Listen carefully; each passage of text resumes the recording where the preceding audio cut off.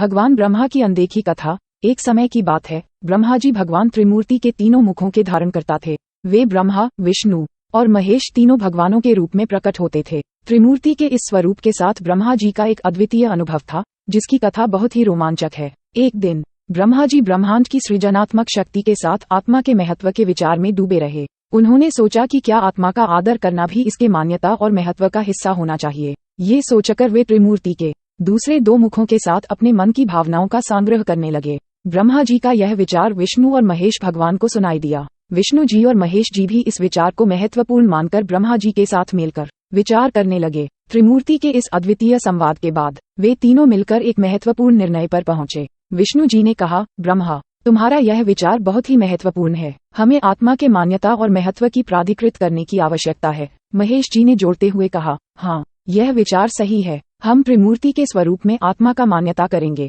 त्रिमूर्ति के यह निर्णय के बाद वे तीनों भगवान अपने अद्वितीय स्वरूप में आत्मा का मान्यता करने लगे। इससे आत्मा का महत्व बढ़ गया और वह ब्रह्मांड के सृजनात्मक शक्ति के साथ एक महत्वपूर्ण हिस्सा बन गई। इसके बाद त्रिमूर्ति ने मिलकर आत्मा की महत्वपूर्ण भूमिका के बारे में मानवों को शिक्षा दी। वे बताया कि सभी जीवों का आत्मा में मान्यता और महत्व होना चाहिए और यही जीवन का सच्चा अर्थ है। ब्रह्मा जी की यह अनदेखी कथा हमें ये सिखाती है कि आत्मा का मान्यता करना महत्वपूर्ण है और यह हमारे जीवन को सार्थक बनाता है। ये हमें ये भी याद दिलाती है कि त्रिमूर्ति भगवान हमारे साथ हमेशा हैं और हमारा मार्गदर्शन करते हैं। इस अनदेखी कथा को सुनकर लोग अपने आत्मा के मान्यता को समझने और महत्वपूर्ण बनाने के लिए प्रेरित होते हैं।